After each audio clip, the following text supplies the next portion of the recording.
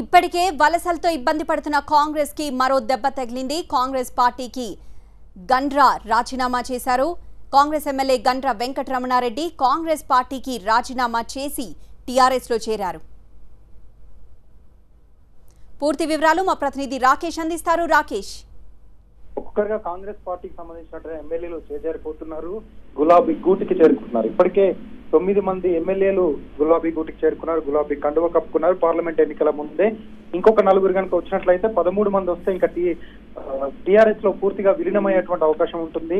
కాంగ్రెస్ కు సంబంధించినటువంటి ఎల్పీ విలీనంగా ప్రకటించే ఛాన్స్ కూడా ఉంటుంది. ఈ నేపథ్యంలో అందుకోసమే ఇన్ని రోజుల నుంచి చేరినటువంటి ఎమ్మెల్యేలు కూడా పెద్ద ఎత్తున బహిరంగ సభల్లో ఎక్కడ జాయిన్ కాకుండా లో ప్రొఫైల్ గా కేవలం కేటీఆర్ వద్ద కేసీఆర్ వద్ద జాయిన్ అవుతూ వచ్చినటువంటి పరిస్థితి. ఒకరిద్దరు మినహా మిగతా వాళ్ళంతా కూడా కేవలం కేసీఆర్ ప్రగతి భవన్ లోనో లేకపోతే కేటీఆర్ వద్ద జాయిన్ చెప్తున్నటువంటి పరిస్థితి. ఇక గండ్ర వెంకటరమణారెడ్డి వరంగల్ నుంచి ఉన్నటువంటి ఏకైక కాంగ్రెస్ ఎమ్మెల్యే కాంగ్రెస్ కు రాజీనామా చేస్తూ లేఖను రిలీజ్ చేశారు. ఆ వెంటనే కేటీఆర్ ని కలిశారు.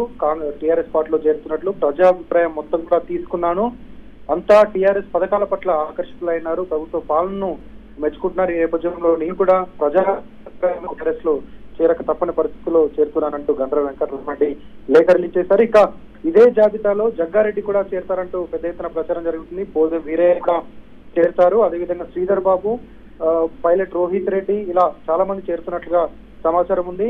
ఉత్తమ్ కుమార్ రెడ్డి, బట్టి విక్రమార్క, అదేవిధంగా కోమటిరెడ్డి రాజగోపాల్ రెడ్డి మినహా మిగతా వాళ్ళందరూ కూడా గులాబీ గూటికి చేరుకుంటారు, టీఆర్ఎస్ పార్టీలో చేరతారంటూ పెద్ద ఎత్తున ప్రచారం జరుగుతుంది. ఈ లెక్కన ఇప్పటికే కౌన్సిల్ లో కాంగ్రెస్ కు సంబంధించినటువంటి లెజిస్లేటివ్ పార్టీ లేకుండా పోయింది. అక్కడ కేవలం సభ్యత్వం కూడా లేదు. మొన్న గెలిచినటువంటి జీవన్ రెడ్డి మినహా ఎమ్మెల్సీలు లేనటువంటి సిచ్యువేషన్. ఇప్పుడు అసెంబ్లీలో కూడా 3-4 మినహా మిగతా వాళ్ళంతా కూడా చేరుతున్నట్లుగా ఉన్నటువంటి సమాచారం. 19 మంది ఎమ్మెల్యేలు టీఆర్ఎస్ కున్నారు. అసెంబ్లీ లెక్కల ప్రకారం, అసెంబ్లీకి ఉన్నటువంటి ప్రొసీడింగ్స్ ప్రకారం 119 మంది ఎమ్మెల్యేలు, అంటే నామినేటెడ్ ఎమ్మెల్యే కలుపుకొని 120 మంది ఎమ్మెల్యేలు ఉంటే అందులో 10% అంటే 12 మంది ఎమ్మెల్యేలు ఉంటేనే అసెంబ్లీకి సంబంధించినటువంటి ప్రతిపక్ష హోదా కాంగ్రెస్ పార్టీకి దక్కుతుంది. ఇప్పటికే ఆ పార్టీలో 19 మందిలో 9 మంది చేరినట్లుగా తెలుస్తూ ఇప్పటికున్నటువంటి సంఘటనలు, లేకపోతే చేరినట్లుగా అధికారికంగా ప్రకటించినటువంటి లెక్కలు.